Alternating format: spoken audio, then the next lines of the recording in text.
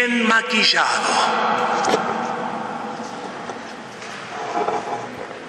Así se llama este sermón.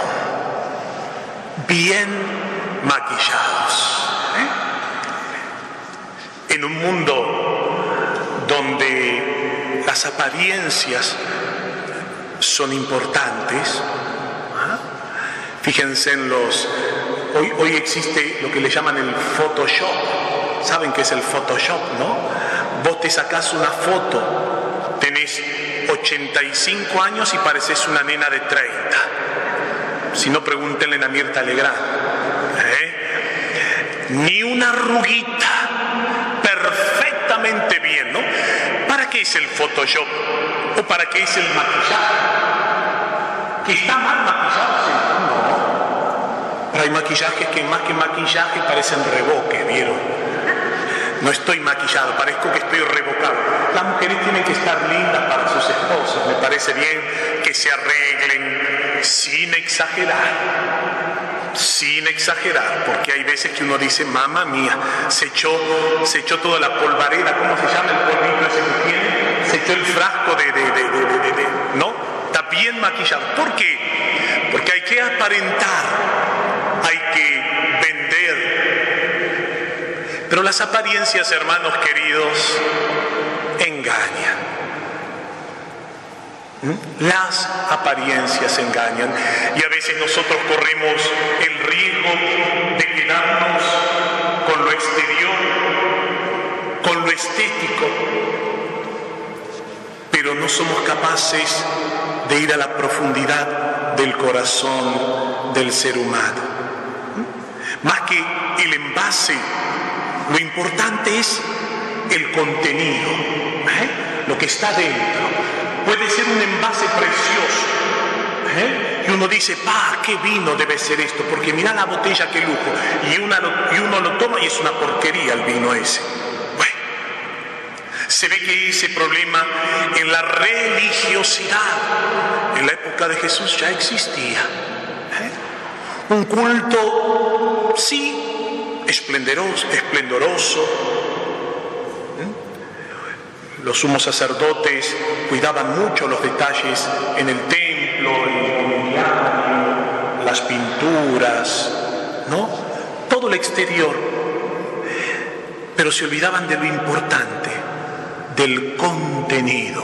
Por eso en un momento Jesús utilizará una palabra muy fuerte. Por eso Jesús no tenía pocos amigos, ¿bien? La palabra fuerte que utiliza es ustedes, fariseos, les decía, gente religiosa de ese tiempo, ¿no? Gente de fe, podemos decir, porque el fariseo, los fariseos eran una de las ramas también que existían dentro del pueblo judío. Sobre todo conservaban mucho las tradiciones. San Pablo era un fariseo converso después, que había estudiado a los pies de Gamaliel. Estaba Nicodemo, que también había sido discípulo de Cristo. Jesús había tenido muchos discípulos o admiradores que eran fariseos.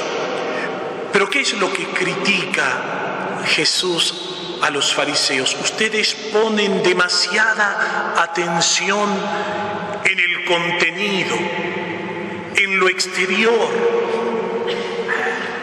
pero se olvidan de lo más importante, que es lo que está dentro de uno. Y por allí va el Evangelio. Una de las normas de los judíos es que después de llegar del mercado no podían comer sin antes lavarse las manos. Tenían que ciertos ritos de purificación, como dice el Evangelio de San Marcos. Qué lindo, dice, los fariseos en efecto no comen sin lavarse antes cuidadosamente la mano, siguiendo la tradición de sus antepasados, y al volver del mercado no comen sin hacer primero las abluciones, dice San Marcos. Hay además muchas otras prácticas a las que están aferrados por tradición, mera tradición humana, como el lavado de los vasos, de las jarras, de la vajilla, de bronce y de las camas. Pero lo más inédito es que los fariseos critican a los discípulos de Cristo porque no procedían de acuerdo a sus tradiciones. ¿Por qué tus discípulos no se lavan la mano antes de comer? Se quedan en pequeñeces, ¿me entienden, hermanos? Nosotros no estamos exentos también dentro de la iglesia de quedarnos a veces en pequeñeces, en lo legal, en las normas, en el cumplimiento. Cumplo y miento. Para quedarme tranquilo muchas veces con mi conciencia. Cuando la palabra de Dios nos invita a dar un paso más. Las leyes son buenas, sí que son buenas. Son necesarias, sí que son necesarias. Las estructuras son necesarias, sí, pero no son absolutas. Porque las leyes, las normas, están al servicio del hombre, no el hombre al servicio de Dios. Y no el hombre al servicio de las leyes, al revés.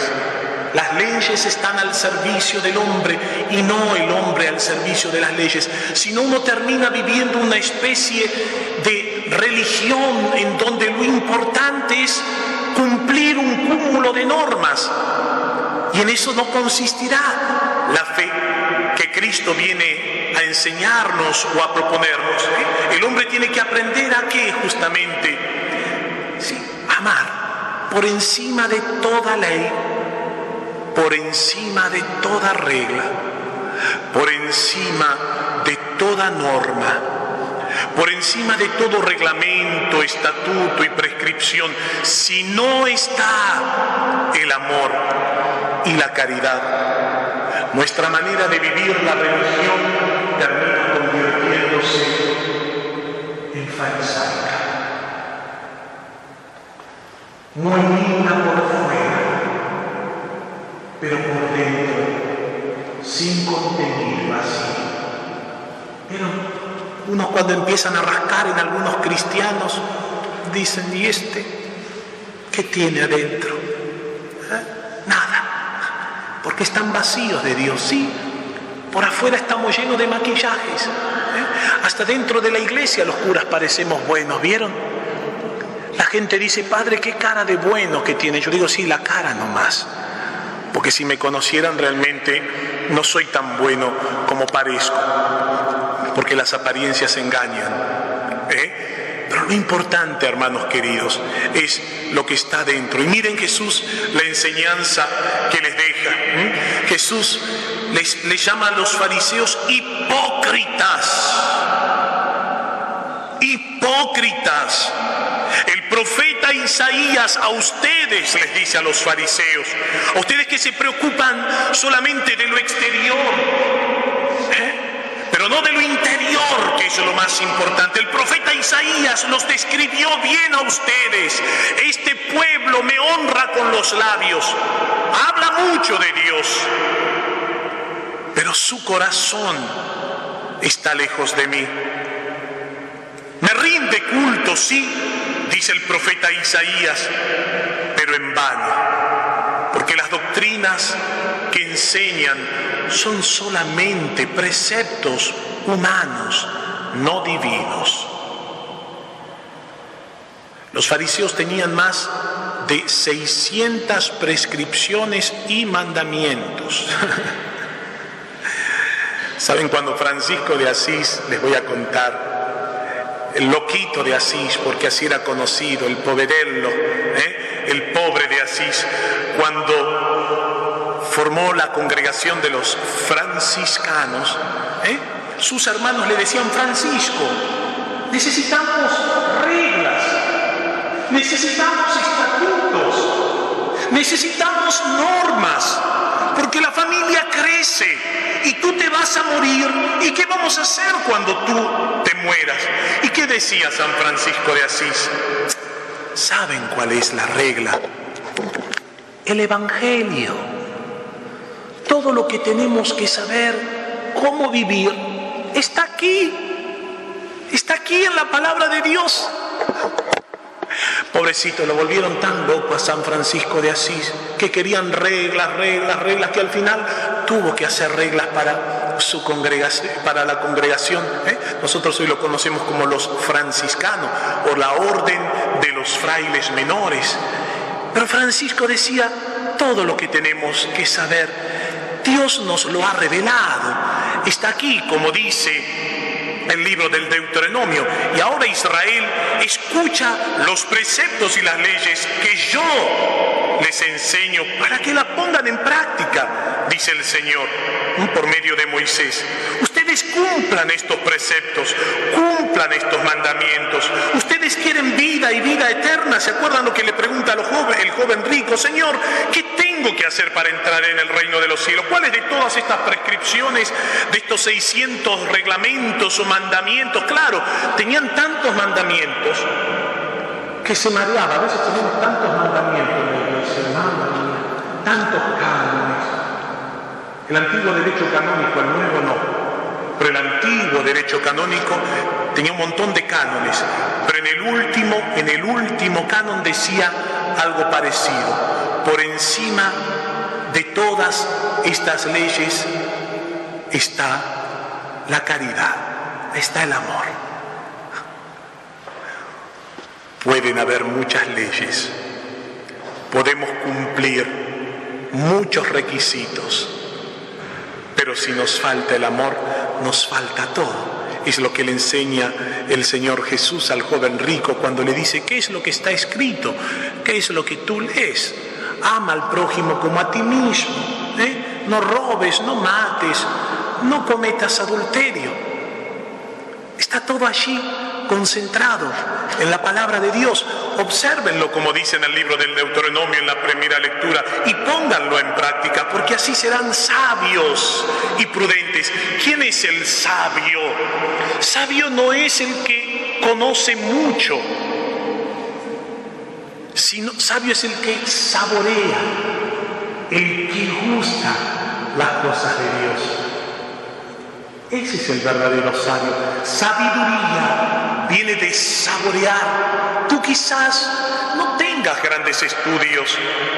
Puede ser que Dios te haya dado la oportunidad, pero para ser sabio no tienes que tener un estudio universitario. Hay gente que quizás no sabe leer y escribir, pero tiene más sentido común que un doctor. No sé si les pasó, sin ofender a ningún doctor, ¿vieron? A veces uno va al médico y el médico no le da con la tecla y uno dice, sí, doctor, pero para mí esto no es. Claro, es que uno a veces se conoce mejor, no siempre, pero a veces tiene más sentido común el paciente, ¿sí o no? A veces tiene más sentido el que te hace 20.000 estudios, ¿no? 500 millones. Y esto es lo que yo tenía, lo que le decía a usted, doctor, ¿vieron? Que uno a veces se conoce. Ese es el sabio, el que sabe vivir. Y gente que, vuelvo a decir, no tiene estudio, pero tiene sabiduría de la vida. Y uno le da placer escucharles hablar, porque han vivido, han saboreado la vida y transmiten esa sabiduría, ese saber al otro, no como algo teórico, sino como algo vivencial, mis queridos hermanos. Jesús termina recriminando y vuelve a decir, toma la palabra, escúchenme todos, dice, y entiéndanlo bien. No se preocupen si se lavan las manos o no. No se preocupen tanto si la velita es morada, si es roja. No se preocupen si la alfombra es negra, blanca. No se preocupen tanto, hermanos, por lo exterior. Escúchenme bien y entiéndanlo, dice Jesús. Ninguna cosa externa que entra en el hombre puede mancharlo. Lo que lo hace impuro es aquello que sale de su corazón. Las fornicaciones, los robos, los homicidios, los adulterios, la avaricia, la maldad, el engaño, la deshonestidad, la envidia, la difamación, el orgullo. Todas esas cosas, terminan diciendo la palabra de Dios, proceden del interior y son las que manchan al hombre. Hermanos, para ser verdaderos creyentes, no necesitamos andar con maquillaje. Dios conoce bien lo que hay en nuestro corazón.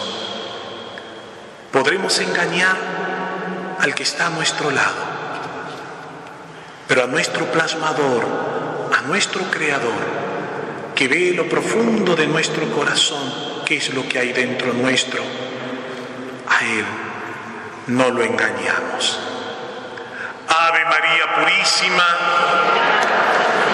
en el nombre del Padre, y del Hijo, y del Espíritu Santo.